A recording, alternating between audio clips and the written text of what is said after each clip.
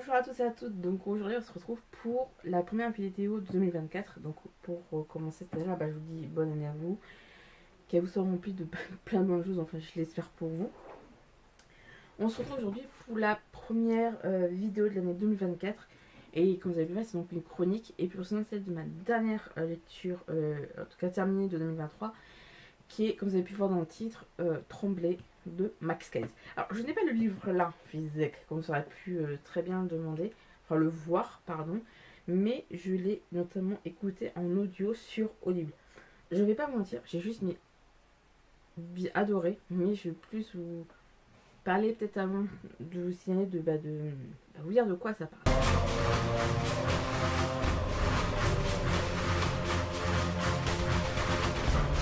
Donc Trembler de Max Case, donc 10 histoires criminelles vraies et flippantes.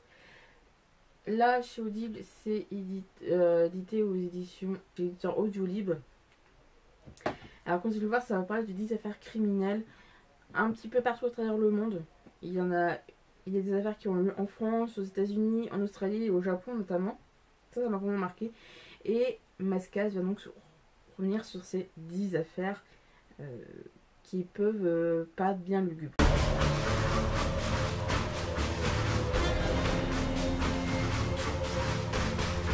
Alors, je crois pas la première fois que je vous parle d'un livre de youtubeurs sur ma chaîne, notamment tout ce qui va concerner des faits divers, des enquêtes criminelles, tout ce que vous voulez, et notamment tout ce qui peut être des histoires vraies et flippantes, parce que je vous avais déjà parlé de Jiken, de Lucen sur ma chaîne.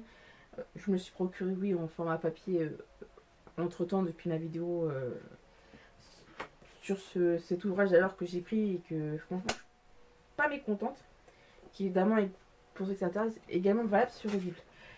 Max Case, ça fait des années, je ne saurais pas vous dire depuis combien de temps exactement que je suis sa chaîne. Même bien avant qu'il fasse sa GF, hein, ses histoires fraises et flippantes. D'ailleurs, je suis désolée si j'ai pas mes lunettes, je viens de tilter.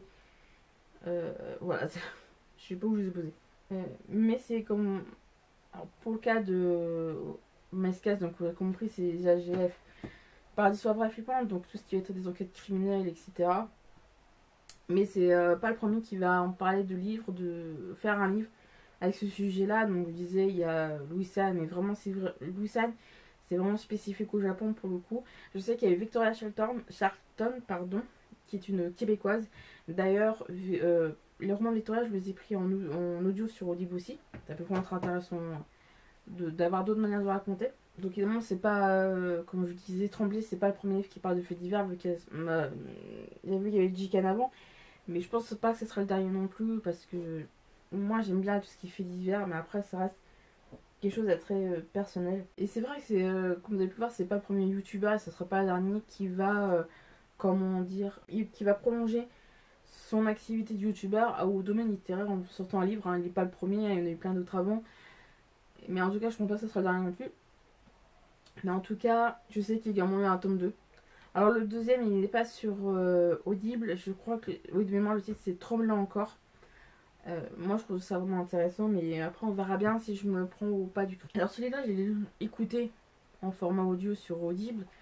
Et justement, alors je pense que comme pour Jiken et comme beaucoup trop de romans, quand je vous en parle, c'est le cas aussi de Couleur de l'incendie, qui est donc la suite de Au revoir là-haut, écrit et beaucoup lu par Pierre Lemaitre. C'est que justement ça aide un peu, parce que le fait que ça soit lu par Max Case, il y a toujours cette manière de raconter qui a été la même que sur sa chaîne. Et c'est bon, on peut dire que c'est une vraie immersion, même si on n'a pas. Alors, contrairement à sa chaîne YouTube, on n'a pas les images. On doit tous s'imager soi-même. Bon, après, c'est un plus ou un point fort. Enfin, un plus ou un moins, je sais pas, parce que ça dépend vraiment. Il y en a certains, je pense que même si les illustrations, c'est très dur à vivre, donc juste le fait s'imaginer. Pour faire se les imaginer, alors quand on les raconte, c'est peut-être l'inverse. Moi, j'ai pas vraiment trop d'avis là-dessus. Mais c'est vrai que le livre de Max Case, il a été illustré. Donc, par une personne qui illustre déjà les vidéos de Max Case. Donc, est-ce que ça apporte vraiment un plus par rapport au format audio? Je ne sais pas. Mais il faut savoir que Jiken, il y avait eu vraiment un fond sonore. Et là, le livre aussi, il est illustré. Donc, c'est vrai que ça apporte un plus. Ça fait un bel objet livre. Mais est-ce que je vais m'acheter le livre uniquement pour Pour les illustrations, je ne sais pas. En tout cas, que ce soit pour Jiken ou Tremblay, je sais pas, ça vaut pas la peine que ce soit un vrai pareil parce que format audio et format papier, c'est deux formats différents et il y a des plus et des moins. Bon, ça c'est un autre débat. J'ai vu, en fait, quand vous avez fini le livre, vous pouvez déposer un commentaire. Et il y a un commentaire que j'ai lu et c'est vrai que c'est un peu vrai là-dessus, c'est que je crois sur les 10 affaires, de n'avoir, je ne sais pas compter, mais je crois qu'on est pas loin, 7 ou 8 qui sont ce qu'on appelait des cold cases, donc des affaires gelées, tout simplement. C'est-à-dire des affaires non résolues depuis des années. Il y en a qui sont assez anciennes, parmi les affaires qui a beaucoup des années 60, 70, 80, voire même 90. J'ai pas souvenir d'en avoir. Alors, je vous dis ça, on est pile le 1er janvier. Je l'ai terminé, je crois, mi-décembre, donc j'ai oublié de noter les chiffres. Mais il y en a beaucoup, ouais, qui sont pas très récentes, parce que c'est vrai que Maïska, je le dis, et le redit, c'est que tout ce qui va être les analyses ADN, etc. Mais en tout cas, c'est vrai que les 3/4, c'est des cold cases. Et c'est vrai que le ratio affaires résolues, non résolues, il est pas très présent. Il y a vraiment un gros avantage, un gros avantage pour le parti cold case. Je sais pas si ça va être le cas dans le tome 2 aussi, s'il va vraiment plus, comment dire, balance, enfin, faire un ratio, je dirais pas 50-50, mais presque, en termes de affaires résolues non résolues. Moi, c'est vrai qu'il y a beaucoup. C'est vrai que les cold cases, ça permet vraiment d'en parler, de dire bah oui, il y a des affaires qui n'ont pas été résolues. Bon, ok, il y a des cold cases aussi, mais il y a également des affaires qui ont été résolues. Je trouve ça dommage que la se mise un petit peu de côté, ces affaires résolues. Comme je vous dis, si je me procure le tome 2, est-ce que ça va être vraiment un meilleur équilibrage? Je n'en sais rien. Mais dans l'ensemble, j'ai bien aimé le livre parce que j'aime bien tout ce qui est faits divers, ce genre d'affaires. Je suis abonnée à plusieurs chaînes YouTube qui parlent de faits divers, donc notamment Victoria Charlton, Sonia Lui, je sais pas comment ça se prononce son pseudo, je suis désolée. Maïska, Ziyaki qui parle aussi de faits divers. Bah, il y a à regarder après minuit. Chacun a leur storytelling pour parler d'affaires criminelles. Et Maïska est à la scène comme parmi eux, parmi tous les autres. Mais si on me disait de choisir une personne qui fait parmi ceux que je suis, hein, qui font du true crime, si on me dit de choisir un parmi tous les autres pour son storytelling, je prendrais Barcade après-midi. J'adore comment Sahara raconte ses histoires. Une vraie pépite. Mais oui, c'est une manière commune, je pense, pour beaucoup. Ceux qui sont un peu déconnectés de YouTube, ça leur permet vraiment, je pense, de découvrir des affaires divers. Là, plus sur le monde. Mais c'est vrai, avec ceux qui sont un petit peu déconnectés de YouTube, ça peut vraiment leur permettre de découvrir des affaires, comment dire, des faits divers qui n'ont pas forcément lieu en France. Parmi ces affaires-là, je crois qu'il n'y en a qu'une qui se passe en France, la majorité se passe aux États-Unis, il y en a une au Japon et une en Australie. Donc, ça à peu près un ordre d'idée. C'est un livre que je vous conseille si vous aimez en premier temps tout ce qui est faits divers.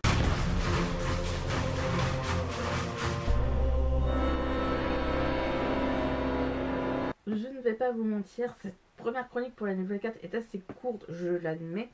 Mais je n'avais pas grand chose à dire, hein. Ça fait partie de ces livres où vous voulez pas trop en détailler, pas pour laisser un peu la possibilité aux gens de découvrir la vidéo et la chaîne. Enfin, la vidéo et la chaîne, pardon, le livre et la chaîne YouTube, là pour conséquent plutôt. Mais en tout cas, voilà, je trouve que c'est une petite chronique sympa pour. Je pense une petite chronique pour démarrer 4, c'est pas plus mal. N'hésitez pas à me mettre en commentaire si ça vous parle, si vous connaissez Maïska, même de nom ou quoi. Si vous aimez les faits divers ou non, si ce livre vous tente ou non. Et sur ce, bah, moi je vous dis donc à la prochaine. How